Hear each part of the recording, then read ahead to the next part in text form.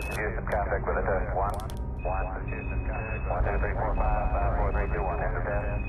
Okay, we checked all 4 systems, and there you go, modulation, all 4, and keying with a go. Roger, you're live. 4, 3, 2, 1.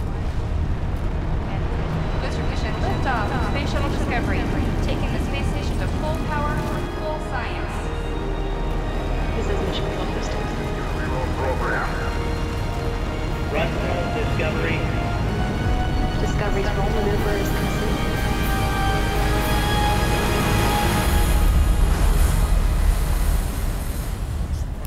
So yeah, it's space, the final frontier and mankind's greatest adventure. Since 1961, we've been sending humans into space. And before that, just dogs. Kinda sad, actually. But space, a place so powerful, dramatic, thrilling, mysterious, and also very, very boring.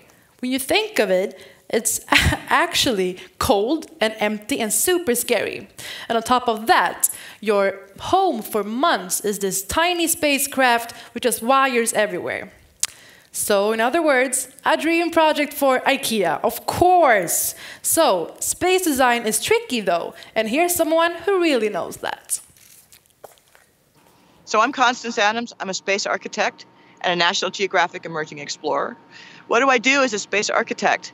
My job is to, first of all, understand as best as I can what the essential nature of people is, what it is that people really, really need to live, why it is that we respond the way that we do to certain kinds of light, certain kinds of gravity, certain kinds of environment. All architects do that to a certain extent, but a space architect has to design vehicles and habitats for people to explore the stars beyond the Earth, to Earth orbit, or even suborbital flight, and then to the moon, Mars, and beyond, potentially. And what that means is the things that we assume as architects, like gravity, are no longer true. Or they're true, but they're different, depending upon where you go. So all of a sudden, all the challenges of architecture and design become 10 times as complicated. And everything that we work with, the only thing that's the same is the human being. So what we're doing today is to help the IKEA team understand what it's like for human beings to live away from the Earth, period. The Earth is where we evolved. It's our mothership. And it's extraordinary the extent to which it affects who we are, how we behave, what we need, how we stay well. So the best part of the job, almost all parts of the job are great. Right now, I'm having one of the better days of the job. It's really great to get out here into the field to Mars with a good crew. Yeah, so space architect, that is one cool job. But Siri Skillgate, I know you also have a pretty cool job.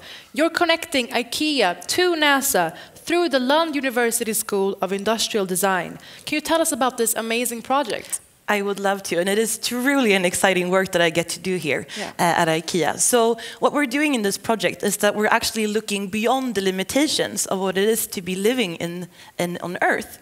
And by working together with students, researchers, and astronauts that are today actually doing what was only years ago something that everyone was saying would be impossible to do.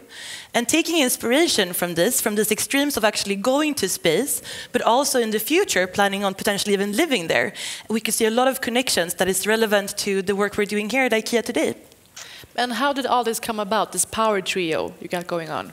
Yeah, it's actually quite a nice collaboration we have here. So Lund University actually has a really long-running collaboration with NASA, where the design students from the industrial design program gets to go there every year for a collaboration project where they get to work with real astronauts and researchers on real projects. And this year I was one of the lucky students that got to go on this trip. And tagging along also was IKEA. Yeah, we decided to do that this year. It was super awesome. fun. Yeah, taking part of the students' findings. And this sort of became the starting point then for what we're now doing here at IKEA today. And that is actually trying to look into, like, so how is it that space engineering and development through this space travel, how is this related back to what we're actually trying to do here at IKEA? And how could this sort of be connected together? Yeah, so it's that interesting. is what we're doing. But I have to say, not a lot of people live in space, Mark. Marcus. So why is IKEA interested in this? Maybe if you look upon it from that perspective, maybe it's the worst business idea ever. I think it's actually 3 people living in space right now. 3, yeah. So to cater for them wouldn't make us so much money. It's all about making learnings, of course. We're a curious company, IKEA, and what would be like the most impossible project to take on? It's of course space, and make space something which is homey. So if we work together with space architects, if we work together with the Industrial Design School in Lund and NASA, this will put up crazy hard demands on doing great design. Then from out of that we get solutions that I think will work on Earth better than anything. Let's hope. Earth is still in space though, right? The planet of Earth. Absolutely. So it's a small step for man and a giant leap for IKEA. And the leaping has already started, of course. Right now, in this very moment, a team from IKEA is locked up in a Mars Desert Research Station in Utah. And we got them right here, as you can see. Hi, guys. Are you there? Are you there? Hello. Hi there. Hello. Wow! Hi, you made it. Tell us, what is an my IKEA God. team doing out there, hanging out in a tin can in the desert? Are we doing this? Yes. So we created a program and to teach these guys what it's like to have to actually live on a Mars habitat in a Mars mission, and what kind of challenges there are. You guys know it's small. You've already mentioned that, but one of the other things about designing for a spacecraft, it's a closed-loop system, and that means you only have about 2 or 3 rooms worth of air that you have to recirculate for the entire couple of years of the mission, back and forth. And so that means you're very constrained what kind of materials you can use. In the end, the design that we end up doing in part of these space architecture projects is incredibly sustainable. It's the greenest stuff that you could possibly do, and it teaches us good strategies for how to be more sustainable for life on Earth. What else? What do we have you guys doing? So you guys are on this tight schedule, right? Just like a crew. Visiting NASA, it was an amazing experience. The workshop there is wonderful, and all the facilities is just so inspiring. And we didn't pay them to say that. So. No, exactly. Yeah, and we're really looking forward to have this experience of having it under this extreme environment that we are in here. So it took us like 72 hours to get here. So, and now we're going to be here locked in this habitat behind us. I think that's going to be a great challenge for us to understand also new things of living situations.